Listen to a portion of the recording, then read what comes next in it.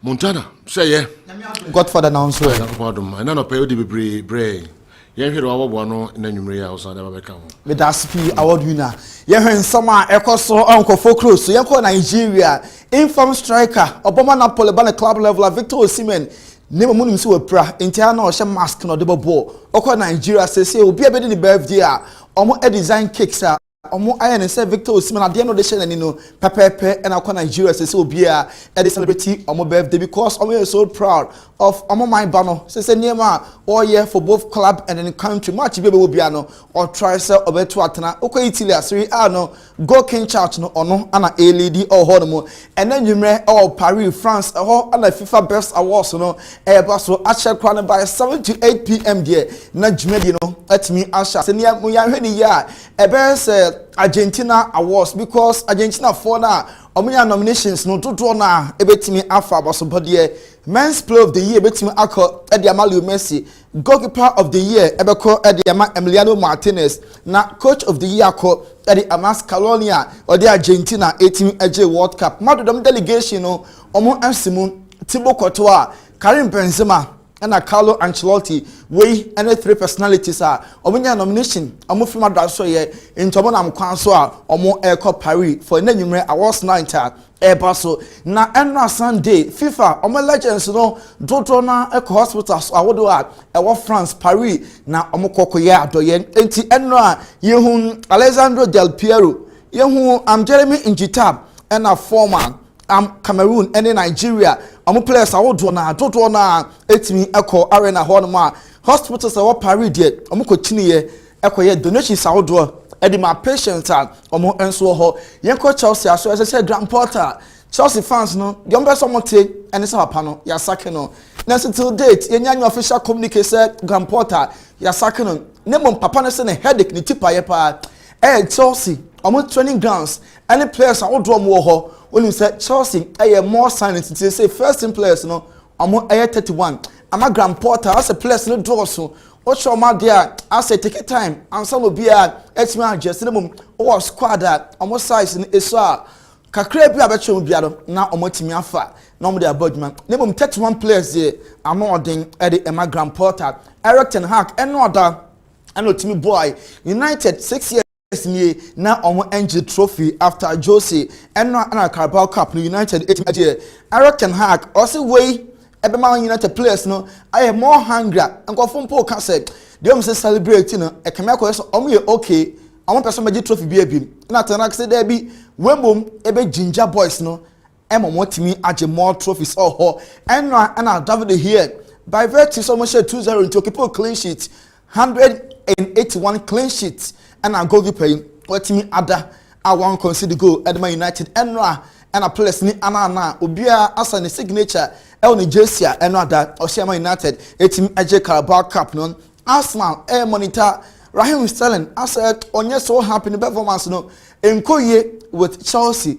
ama Mikel Arteta onya Sterling ope next year Arsenal for be hwe some nya Sterling as a kwambed bi mu a omo ebetimi afa no Martin Odegaard Arsenal for captain and all ball Jorginho Abaso said a lot of experience ball award bono or a great personality we and in sema Martin Odegaard aka edi afa Jorginho ho Max Allegri confirm said Juventus almost squad down omo edi air Serie A against Torino or to double Paul Popper available Paul ebi make match day squad oko Juve since the best start here and no prior World Cup one kubi now so squad no players are make it trip no the ding and so at me about to join them kiasa de coach Allegri say ene ontimi and starting e game omo airport remember the players ne celebrity and no Judy Ameria e ka ba commercial Barca for ntimi ant na the players no omo celebrity to say the ompo e na ahye Barca omo gidi pass 7 points there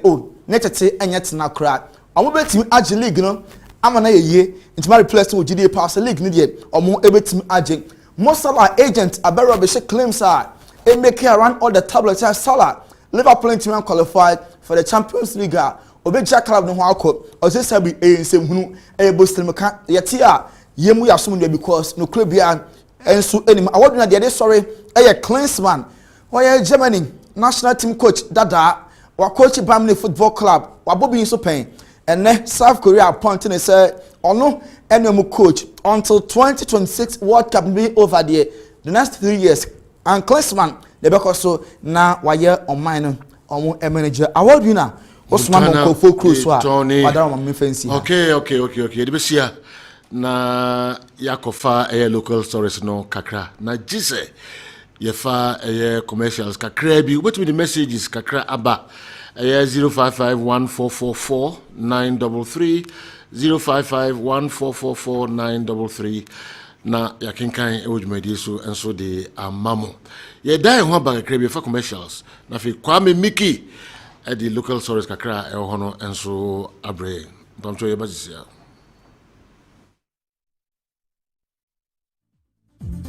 Mami, me pim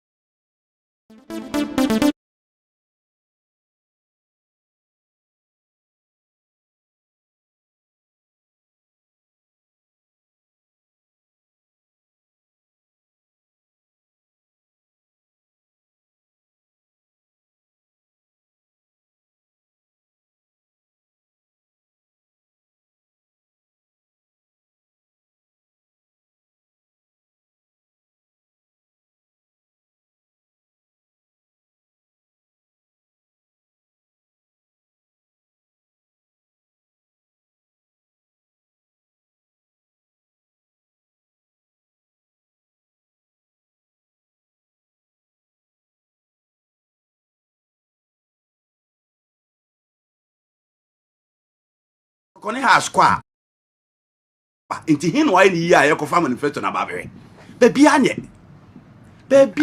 refuse yentwi omka so omde samobodu mu kwa abrochi akosua de omda so si ha ye de kai babe ma best refuse yemfa man inti de na wa ye onye hwe de na de na wa ye under 20 no kode cap that's all onye hwe inti ehia manifesto every edia na oma ye aka be 10 wo de momfa ka de oma ye de ya na si ahye Sudan I know my level ni jubility eno a inti de no a ka se asese aka bosome nwotwe manifesto ni natiri onye hwe Super Eagles nyuma na me no I ready yemfa bakam fam na se gya no kwa na ekosoro na ye bana sa adwo kakra na fi yetumi ato so ba mo Kessben 3.3 Kessben 2.9 Accra DSTV channel 364 Go TV channel 173 Opix no anwie ka me ko refi kala akabako asaka ba ko bi ba ko no kra me so se Franco be interested em se sa story by no there ya abi di pele ni baby jet there no okay asembe ne ba ya asembe na ba okay there dana ya e kan you know you know omo ya na omo okroma baby jet ni na Ghana you know ya ana omo na wo ye bibi no anye ni ya we pele bu kan grofo bo mo achiu Maradona mo na extra time jumedi eso Kwame Miki atrase the local stories no bre enche mobeti andikem and the Newton Latte Marijata enka emra omo eba ba local stories no emu messages kakra wa ha later but nyina enso bre mo but before that Miki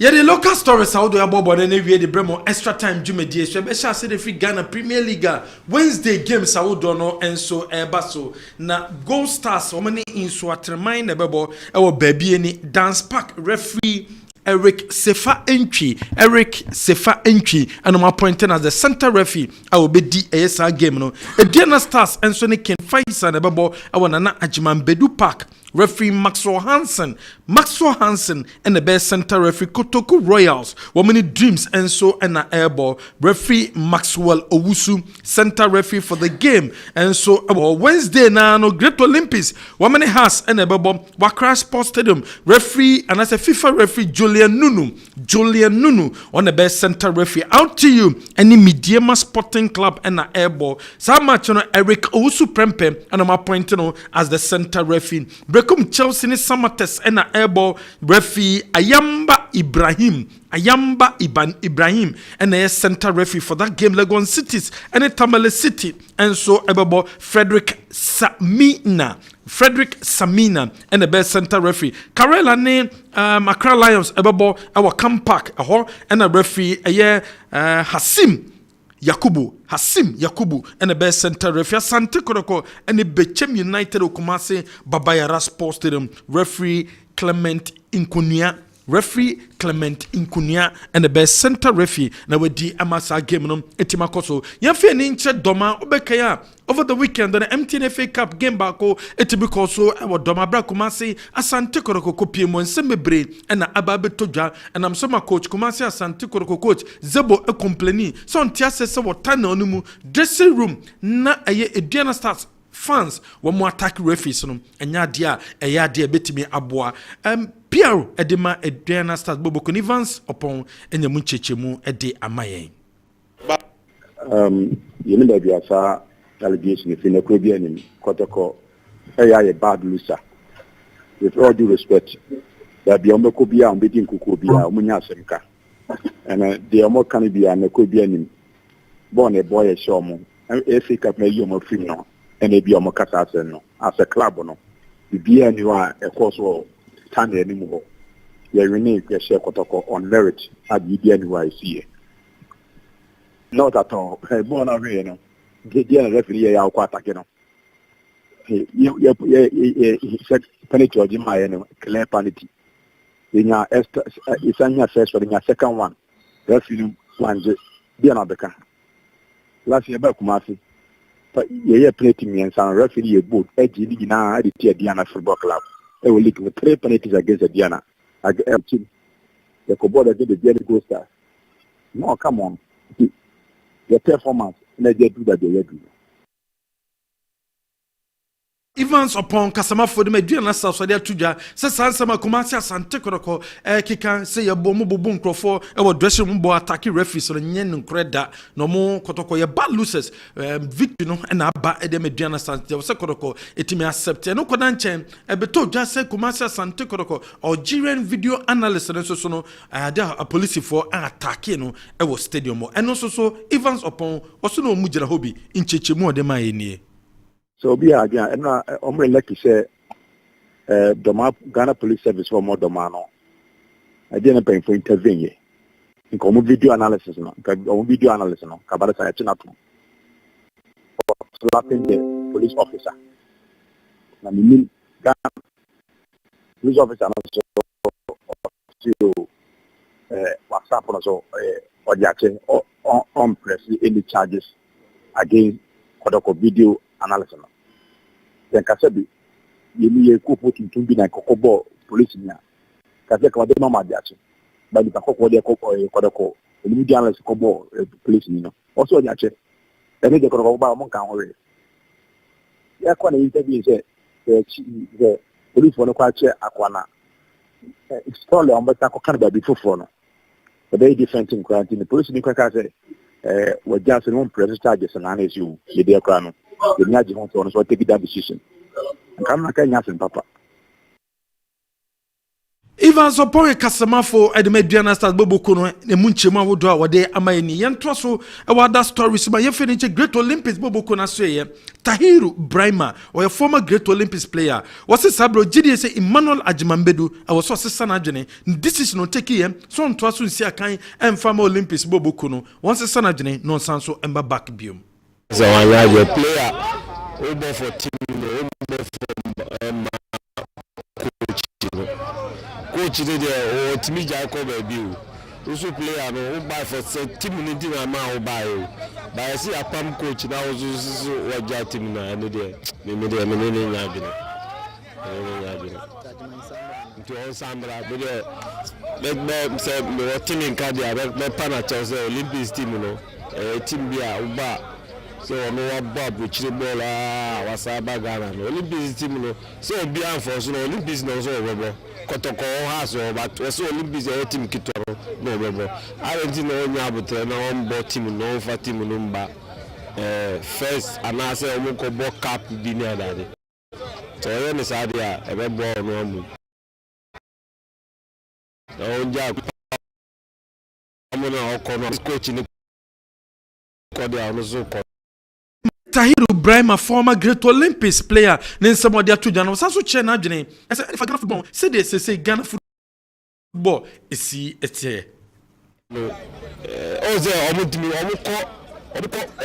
kɔ bɔ Champions League na da the first match came out there say you ɔmo sɛ players no ɛnyɛ players a ɔmo yɛ mature sɛ ɔmo bɔ first league sika ya ɔmo team bi Pena. Ethiopia last we just Ethiopia and Sudan or Massa Ghana players. You just if you have a he said, let you Ghana Suzu ball 1 or 2 3 as when you need. If the original place, original call a man team no Ghana football na say crowd. Oh, Ghana football no the only to say first. First, the Kotoko has Olympics. That time we Olympics go. Look Kotoko go. Share park. Timi ma. Park timi ma na that. But this year, one go back. The park come the also go park. One go hero. We no dia go hero. Ghana football no there. Masa. I say call national team no near that. Say cup. We no be position. No. Great Olympics in player ayel Tahir Brahima ne nsɛm a wɔde ato dwa ne yɛnto so other stories man yɛmfrɛ ne nkyerɛ ayɛ Jubilee House ɛnɛ awie ba studio na Ghana Football Association President Ket E.S. Okereko and Ghana Football Association officials including Christian Achu ebusuafo over the weekend no and the president of Ghana Nana Addo Dankwa Akufo-Addo wɔde invitation ɛkɔma ayɛ Christian Achu a family no sɛ asatena no ɔpɛ sɛ ohun ade kropote ɛkɔ so ɛne sabre sɛdeɛ ɛyɛ ne ho hyehyɛ ne nyina no wɔbɛsɔte ɛde ɛkɔ so temeka sɛ wɔmenam kwa so a wɔmre omene akyerɛ ɛyɛ Jubilee House a wɔmokɔ the president of Ghana ɛde fa Christian Achu ɛyɛ nhyehyɛ no bɛkɛ a wɔmena ba beto just on the 4th of a year match and a 1 week celebration no ebetimi abaso. Yeah, twice other stories ma. Obeka Ghana Football Association President Ket E.S. Okereko de betuja senche bia coaches enum omeko attachment about the Netherlands wamoko Ajax wameko Feyenoord wameko PSV na mako PEC ni nyina no efa eye ekometima faso no na ma build the capacities of eye Ghana ye coaches no ntiene na coaches enum Mercy Tego Kwako Coach Charles Anoche, Joyce Boite, Anita Redu, and Edna Kwegri. One many from Ghana, one many the Netherlands, said the Bia, but Taya GFNO, and the so many so build the capacity of coaches, and also Ebetimi Abem. Yeah, twaso our other stories more. Make us say the Black Stars of Ghana technical team changes I would do and a GFNO a confirm say one more Ebetimaye. Already know the head coach Chris Hilton, assistant coaches George Boateng. Any Masu Didi Dramani, but other backroom staffs are Wamaboa Ama coach Chris Hilton Jumedino Akonkano changes a bow and yonko Yamfantu just says so kwana 23 so a coach head coach Edema and a 23 coach Ibrahim Tanko or my appointed coach Michael Osei, assistant coach Uncle Boa coachy Jumedia ono so ebabedi edema under 23 bobo kono enre ya no mede betu na 23 no eba be share company sa prepare for Africa AFCON aya qualify to Morocco no womo eba be shase enso a prepare ye papa ye to so our president cup baba so on Sunday President Kappa Elbaso on Sunday between Kumasi and Sante Kodoko. Women are cross vocal bobo ekone besha 4 p.m. All league matches rebesha 3 p.m. But a name said the president of Ghana Nadu Dankwa Ebeko Jumediana Sibinutino. Women the match na akosha 4 p.m. and Tuesday stakeholders meeting Mabasum at the Afa game no. Samsung on Thursday one may another stakeholders meeting at the Afa game one Ebabaso between Kotoko and it has Shanenso a league match. Neso points at that so. Wabedin criminal 3 points no wonsa ebetimi aka National Sports Authority womoso munyanya any confirmation bia so Kumase Baba Yara Sports Stadium ebetima hosti aya AFCON qualifier Ghana ya baba bonom abetoja se Baba Yara ya client sempono ebetimi siakan but National Sports Authority form omedi toja se asat now anya the official confirmation bia every GA for na ministry no abo masre ye se empono wo mo baba yara sports stadium no wo mo ba be hosti sa tournament no enso ebo ye to aso awada stories ma ye fe ni nchem Ghana Football Association aso ye be 2 weeks ago na GFA ni be to dwa se sabre boot awodo no aye ready se clubs no betimi ababeje ensem bebre na ababeto dwa GFA ne ye check over 60 to 70% of clubs no wo mo akoji boots wo me de mo plus 30 set of boots no most of the clubs no etimi akwakoji a wo mo babe use se de bia wo mo enyema ebetima konkan ede amomo wo Black Stars match a ye babo abra empono ye ne Angola babo ya Africa Cup Nations qualify no ye fanto just monitoring koso na coach Chris Hilton wapa local coaches ni bi so manya monitoring enfama no enfa players abodo a wo musi akan ewo local league ni mu bi sere bi obetimi aconsider mu nhwemu chese wo ma shortlist 5 players na ayo coach ni ma coaches a wo mu ewo local league so mo monitor sa players no enfama mo sere bi na squad a obeye abra Ghana ye bebo Africa Cup Nations qualify no obetimi aconsider yenko athletics kakra Asafa Powell o Jamaica ni oturumika ye Ghana Olympic Committee no ato mo sa de fre no Safa Powell ne na boba bedu Ghana wo be odene ni be che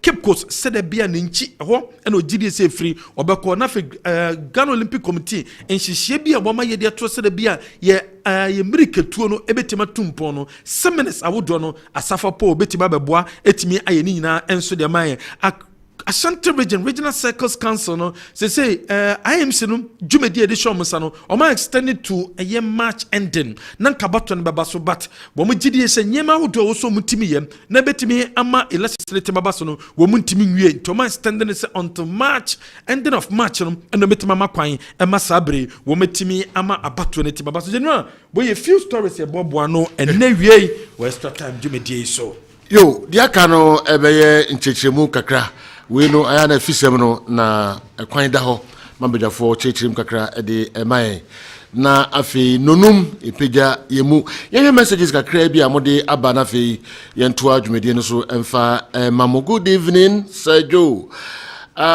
Just now the only serious person in this Chelsea team debut na be edu yenye Chelsea ni amano nsam no kakra na nka comment ni nyina no enye afisem na enoso bibia nye kama. The only serious person in this Chelsea team is the bus driver who takes them to the various stadiums on time for them to be beaten by other teams every week. The Blues, you haven't seen anything yet, but please Jai Bobby atosu wait yemfa de no ensia na yenhwe other messages no say efa afisem no ehwo. Good afternoon. General, referees in Ghana football are not protected enough in our games, and we are expecting them to take bold decisions in the various match centers. When you know you'll be attacked by home supporters if a decision goes against the home teams. If you want our football game to grow, then our referees must be respected and well protected. Banfo Francis, watching you live from Medina, Accra. There also the Abba and the Enyumri Enono. Joe, AS Roma is winning the Europa League this season. Please let Andy tell us about our chances. In Mourinho, we trust Abe Kusunedi way our brain. The way there was no much difference between Adriana Star's penalty yesterday and that of Barcelona's own against Manchester United last week. The excellent skills of Adriana Star's player made him vulnerable against Kumasi's Santiago defender, and considering that critical area, most referees will whistle for a penalty. Generally, Kumasi Santiago didn't play better than Adriana Stars. For Coach Zebo to go to that unpopular tangent. Didi Akumaden Senior High School, and so Eddie we buy. We say, Joe, do you know Mo Al Hassan caused both penalties against Kumasi Santiago in yesterday's game against Adriana Stars, and from what we've seen, it's likely that you do same against Accra Hearts of Oak on Sunday. I'm advising him to be mentally tough and cautious against Accra Hearts of Oak, else people will read a lot of meanings.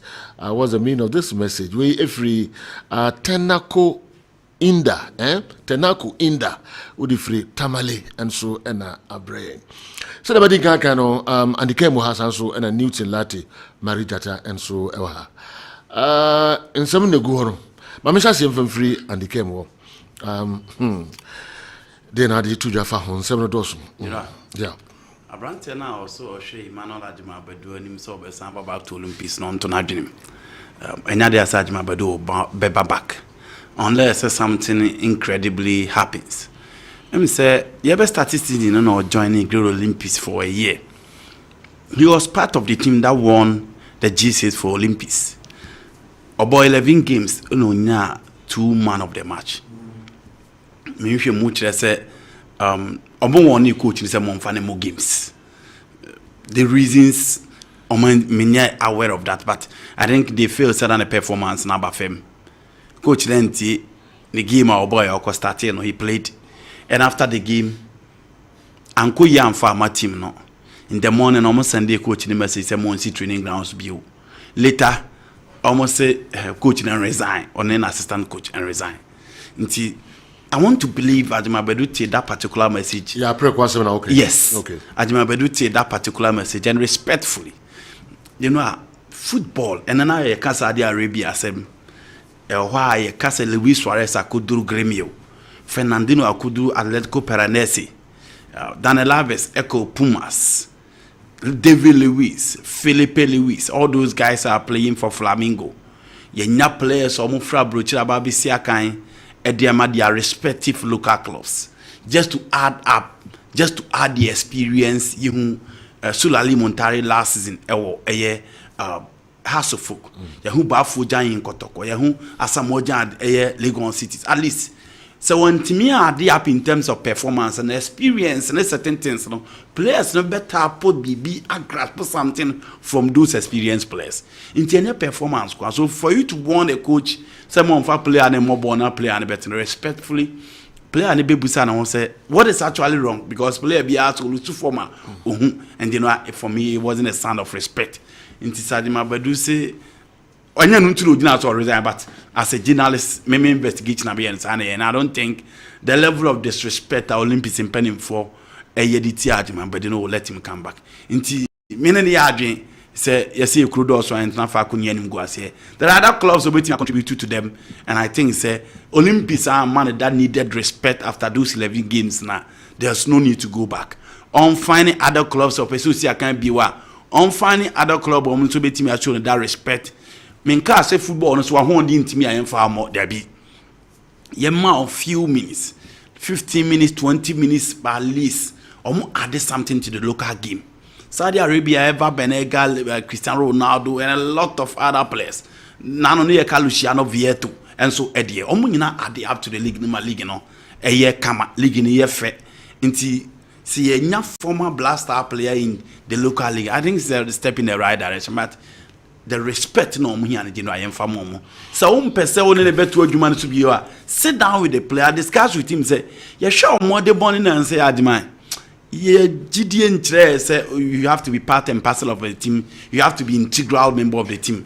Now, Branty never been but so we show that respect. Now lead to the sack of the coach there. Will be our principal person be will choose not to continue. Until I agree with Adjuma Bedu on him, and there's no turning back. Okay. Now, Maestro say last year Omo Baba Era Sports Stadium. And the Kotoko boy in a penalty me no mujema Kotoko no crack.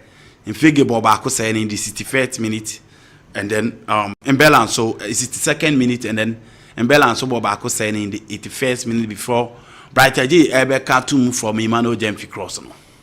But a non just say incident to be seen as a among forward doubts about that particular incident. Nico some reason concerns. First of all, this year the usual chorus from the quarters of Kotokono a year. Referee ADTI, referee ADTI. Referees are against Kotoko, referees are against Kotoko. There are games General Osha, Nukreni, the support. Who say incidents bebre ekotia omwa. Mahamun complaining? Is that what you say? Entina midi kanka say. God can be no omde asem kronoba. omoko a friend say bibiani nsem bipi na mo de free ho bae omoko Dew. Yes. A similar thing happened there. What I say? Omko nyinase asem krona akosi ye omko ha ebi wa enti ma omu mie ma no because omu wini bi. That is not the point I'm making. Until you can't see any first statement. Okay, never mention. But omu nsem no omu can be legitimate. Okay. But dreams match normal lose to dream because of officiating. They lost to a better side. Especially where a coach in the car say dreams better. Yes. Yes. Zeboka said they lost to a better side. They lost to a better Dreams FC side. The Kerala game almost lose because of poor officiating. The number of chances by Omuwe, no man to me and fan to Atana. The game that they played yesterday, they lost it because Adriana were the better side. It wasn't because of poor officiating. Let's put those aside. So your team now bought 3 matches in a way. Not say unshigwa and also officiating. Debbie, it implies there are certain indices within the setup and what's of funny antidote to. How many times na Newton highlighted the weakness of the Kotoko defense? How many times and I highlighted the weakness of the Kotoko attack except Mokola? Striker na watch go diama Kotoko no busa who say na way games no watch say. Hey. Bravo Gakrame. Ade. Okay. Bravo Gakrame. Enti general. Adwuma ni nyina ye papa na otebencho ne mo de ball fam. Okay. Boys not left to game no. Muhammad Al-Hassan is a fantastic center back. But ball ni mienu na man for kase penalty ni nyina ye ono. Nobody is talking about the one that was ignored, but that was a clear penalty. And then I make a referee I say penalty na nanse omo gina man for raise concern a penalty. But first no ni bi we league nim. That is why people are complaining. Yeah, and sa penalty. So obviously people will complain. You know, the last time Kotoko won in a way was way back in November. Into a 3 months. No, na ma omumfari nyina nkoshere. Because last season, the games omo born away. Kotoko won the league because of their performance in a way. Adriana Stars are first on the league table because of their performance in a way. Into general, coach ni adwuma. On the technical team ni adwuma. Na players no so nyai referee ni unnecessary complaints no munya adwuma because omo ko away nya winning ball. Mental so. Okay. Abranti we see a ball na as first of all my coach Michael said there no. Coach Michael say an assistant coach for under 23. I totally agree with the FA. Only coach Tanko the dear called the last under 23 in Egypt and qualify. No. Clearly that understanding, that cohesion, that perfect harmony in the plan, the will to work at the same platform. Coach Michael said coaching Kotoko with huge experience beside that. So share baby and go stars last season. Baby omo free no omo league number 9th on the league table super. Last season supporters ne ball the say away games the more the ball of them. This season super in away games. She game on the Accra Lions so boy and look at his performance in Ewo home nyina. Inti ene baby and go stars were ready ball to the level. So omo ko game no man ntimi an Kotoko Kra supporters no so omo ntiase. It really tells you the level of mental toughness and the winning mentality and the confidence of the fans of Baby and Go Stars. In TNSA, final reward and say, or your assistant coach under 23, I totally agree with them. Obi all year, Jumano, or Sefata, see a reward, One coach, I'm here, special on best reward, reward on your coach, a friend, Kasim Mengen. For Bechem United, he has been consistent. And see, I will do coaches somebody, but they need to consider that particular coach as well. Okay. She Bechem United. Season in, season out. Players living, signing different players, fishing out for talent. The quality of football no benyan bechem. Ball IFN no benyan bechem. Results no bechem fund the bemau. And I think Coach Kasim Ngen so yeah. Jumati. Coach Michael say, this is your second chance. Only Coach Tanko. There's some of the opportunity. Some more and qualify for Athens because you go 2004 no. You go be Olympic Games and Ira. I think say ondim the any experience. No the bet can Coach Tanko the no. Now your games here one of me boy. It's good self and let me rewarding for such brilliant performance out there my baby and Go Stars. Abraham TVC a born in your year. I disagree. You know, if you say Obia football, no, the last time I come out with the HL and then Obia any idea some other winning. But they forgotten they went 32 years without the Champions League. And then Argentina for Babaji World Cup and Obia see Argentina. You referee say after 1993, almost close to 30 years without winning the Copa America. Argentina for now 36 years and some no more Babaji World Cup. Italy for 1982, no more back a bill until 2006. France for 2000, no. 1998, no more back a bill until the 2018 after winning the Euro 2000. I'm back a bill. Until you have the golden spell and you have the dry spell. But se oko could not the dry spell nima. The do back near ma wo ye egu ho and the do back. Until you Senegal for no. After playing at the 2002 World Cup and the 2002 AFCON finals, no, almost called dead. But when they came back, almost ban a big into almost quarter final of the AFCON, finals of the AFCON, qualifying to the 2018 World Cup, winning the AFCON. And a man no magic under 20 Obi and team no more. China Obi and said they are the only black African team that is competing with the North African teams. Why? Because almost the Nyame gugu akwemu say almost off after that era of Finidi Khalilou Fadiga El Hadji Diouf, Omar Daf, Henri Camara and the likes no. It was so almost back number competing na general almost to the man the almost bad the ababi do so. Sa and other countries and so etie. It is for not a point near about AFCON crown qualify. After winning the 1998 AFCON, almost team back in 2006. After winning the 2010, they went off. Okay. Into dear no my Ghana, your born no eco family. Ye debegu akwema otie chira. Obe hu say and ye man finim penifo ye dear. Ye man who 2 years, ye man who 3 years. Ye born be san baba kibi e honey baby ejina. But to say we are not coming back, you know, I disagree. Mama, we had 2 comments be say overcome be kakra bi dia fa ho ansa na bia 1 or 2 points ya osan dia ba ansa na Newton Latte Marijata and so the need dia ba beto so am say in all those matches mentioned by Andy they couldn't have scored Kumasi Asante Kotoko had not been poor officiating.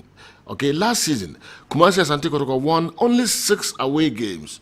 And this season, they've won 2 games. And we've just started the second round. So where from this argument that they were not winning away matches last season? Eric, the message of the Abba and so once in beer and sana. Okay. Okay. And you know, shall we now? Okay, Twaso. First of all, Mankokan baby, I said they were not winning away games last season. One team here. Me said the mark Kotoko G League, you know, last season your away games. Me said the mark Adriana that first your performance in away. Until last season Kotoko were faultless at a point because of their games in away. Again, matches now you know all can. Me some bobo matches I see those teams were better than Kotoko. Dreams FC were better than Kotoko. Kotoko and Timian take more chance against Kerala. Eduana Stars were better than Kotoko. Until that is my opinion. Games now here no. Kotoko and Lusu or man draw because of poor officiating, but the teams were better. They were better not because of officiating, but tactically and technically and the day they were better than Kotoko. Kumasi Asante Kotoko should stop complaining because they are not doing well at all. Paul Akpadago with the Zebila and Abre and Enyumre and I'm person program no na and so okay. Why in any way about Enyumre entertaining message things I'm blessed, Martin. Honestly, what the referees are doing are not human errors, but diabolical agenda orchestrated by those appointing referees to handle Kumasi Asante Kotoko matches. A fish starts to rot from the head and not from the tail. Therefore, the appointing authorities are responsible for the corrupt activities of match officials. Therefore, it's the appointing authorities who need to be relieved of their posts first before the incompetent referees are changed. Okay, that brandy and so they aba no. My father could be encounter na fi Yensho other point na Newton Lati and so Emrem. Also the Ghana Football Association okay, good for the FA to appoint Coach Michael Ose, but he shouldn't rush for the job without seeking for an appointment letter and other conditions of service before he starts work. Okay, Ubia Futua or the Ama Michael Ose and so on. I'm sure what other point in and to us. Obi say ref is not more appointed to one the real deal, but and ref is not more back. Yeah. You know, football. It's also go back to us. Okay. Dear Obi see Coach Michael was seeking for appointment letter. You know, the best, but ask yourself, coach is near more appointment letter. You're more appointment letter. Well, it's just an opportunity for him to add up to his CV. Okay. And let's see how things work out. What point we have as Kasaka Fahu now?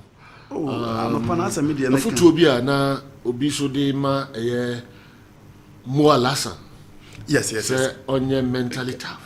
No, Muhammad Al before I had to forgive though, because while if you are the people had to forgive no, because when had to full place and free her now call her. While you're mentally tougher. Yeah. While if you are a cock of a simple breeder. Yeah. You know, and then the vibe and about him. And this is first night come out, we can press about you. And the vibe in of him. Okay. But I agree. Football player baby will be drubia or baby or be a deal as a player. Or Bohas now Babun ye at his level. At a point, he was the main centre back for the local blasters. And then when that chance about Kotoko, the first 2 games against Instratema, he was okay. Against House of Folk, a bit of errors. Against Adriana, a bit of errors. It's me really eyebrows and a boa Kotoko, a boa Adriana starts more in here.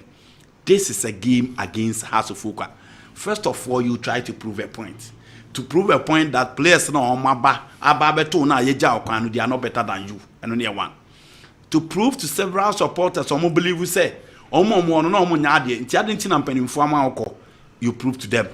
Again, there are certain people within the House of Folk setup ebia unya nti no asho with them ema okoye, you prove to them. Again, Kotoko supporters ni be before now has na be so ya de che Gani you e be so Gani you ya de che and you've had a chance to wear the Kotoko jersey.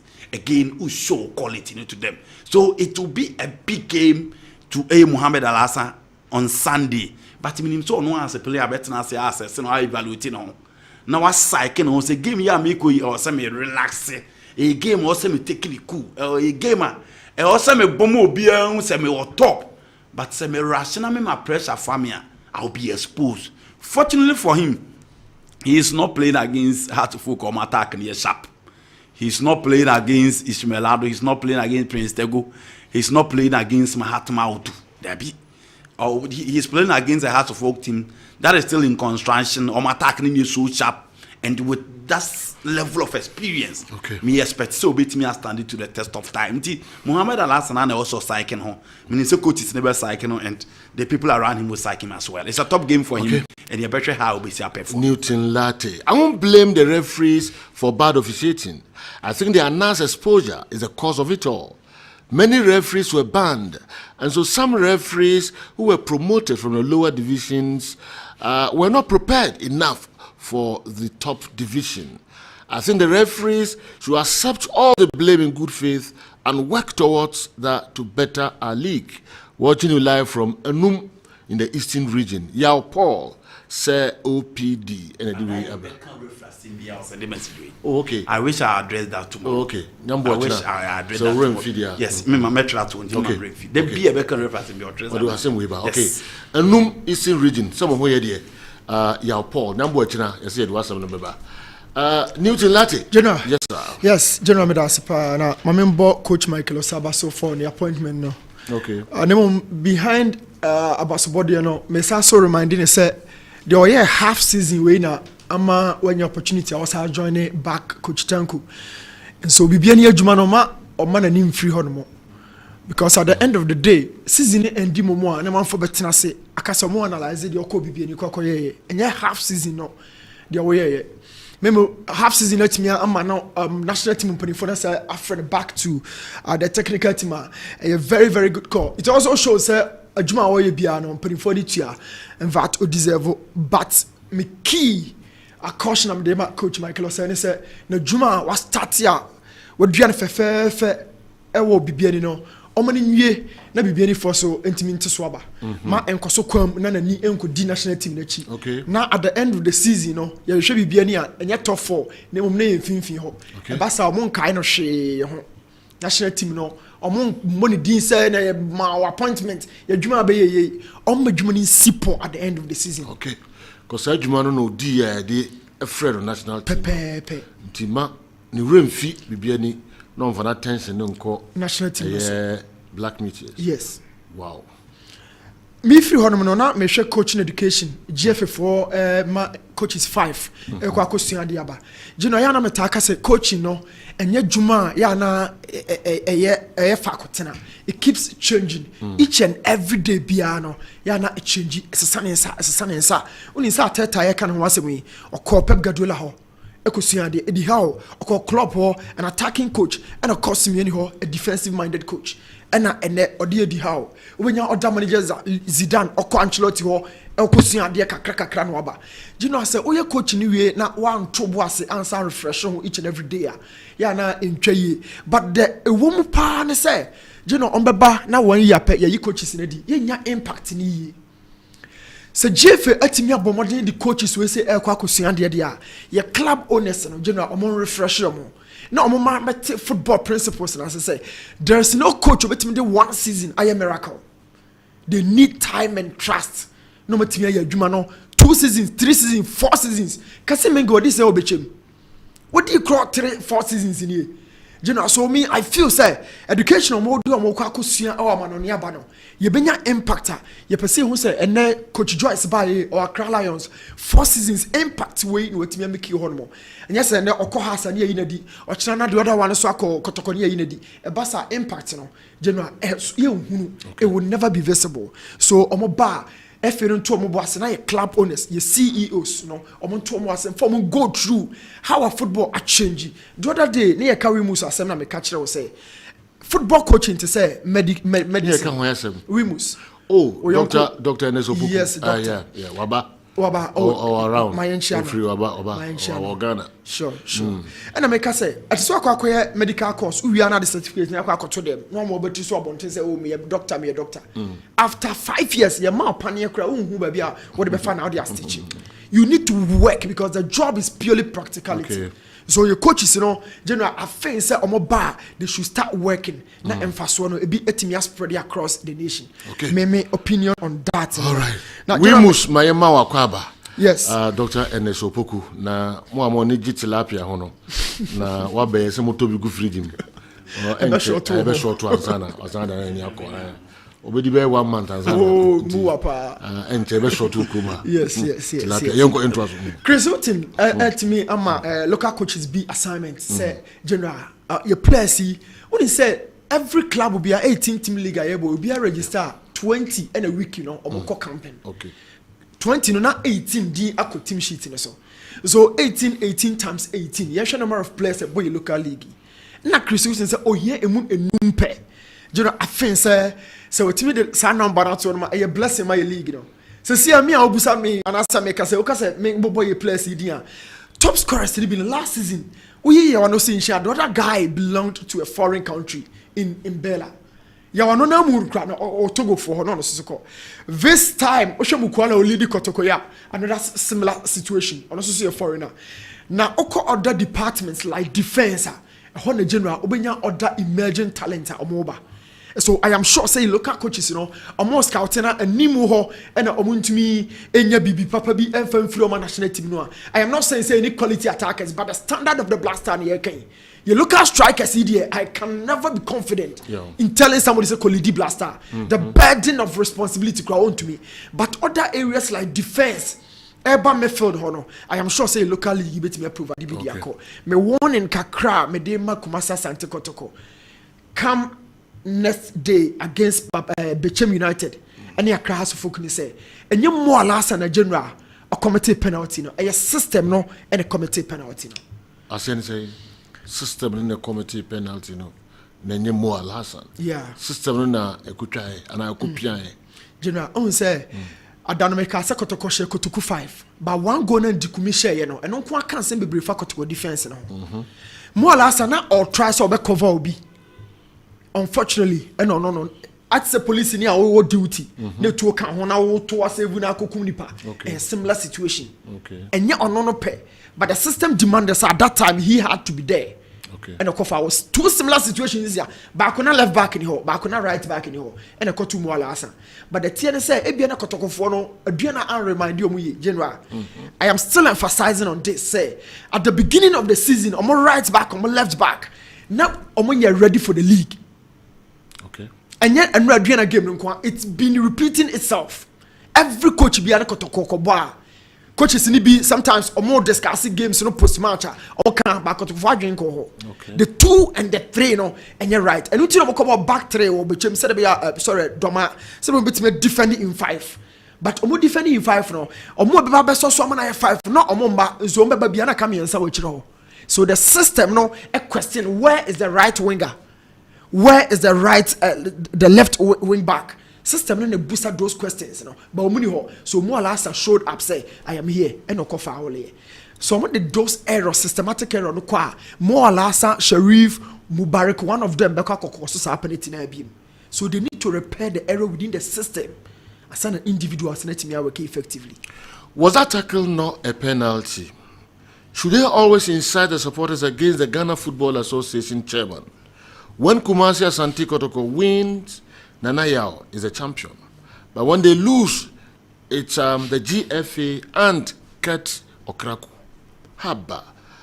We ifri Malamus, the Don Footer, opposite Roxy Cinema. Malamus, I don't know. Honest message. Honest message. Do you know Kotoko squad no? Your standard into unhurumuye. And until you pushy. Nana came wokas and be said, and yes, Melado Mode face him walasa. And your Prince Tegomo, and your Mahatmo too. Adrian, I am not sure says Ancrophone or Doma. Prince Tegonish, my money Doma. Your league strikers now, Ben York, Kotoko defense in the Baby Tumrika.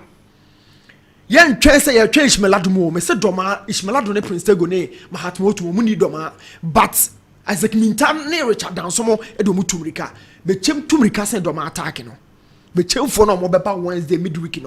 General, they have a lot of speed and pace in their game, better than Adrian attacking. Similar to an has attacking us here. Clinton appear in speed. Asubontin in speed. Ben York in speed. Kodjo be in speed. Okay. Say Kotoko defense, they should repair a lot of things in there. I'm on picking Kotoko game, no. I'm on picking the champ game, no. My boy, I'm consider 2, no. I'm on picking other games, you know, my boy, I consider goals. No, I'm trying to analyze goals, so critically.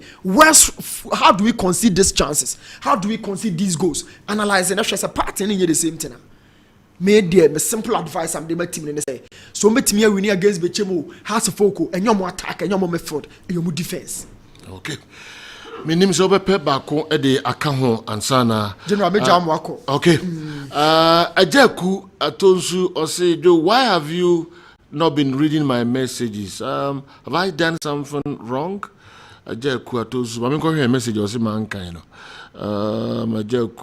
Okay, I'll say, Joe, you've stopped eating wachi ever since Man U started winning. Why? Please explain. So what you say? Yes. Because what you say? So say Man U. Last year. No me ngura. They don't football by funny. So in the started your winning. I've heard you ngura bi. Otona when ngura. Okay. All right. Okay. What's it? What's leaves in the Chelsea? Mom Chelsea Kakra. Oba bi pa se o man pam grand pot ewie you what even can do o man pam grand pot so from Chelsea Kakra they are exchange Man U for Chelsea. General I got 2 minutes near Pong. Near free hako. What we hold here? Okay. And the only message you only be aka on hold here.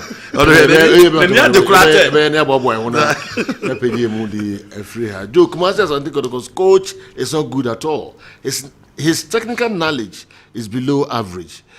He's been too long at his post. Isaac Crystal Carles print Ashtown.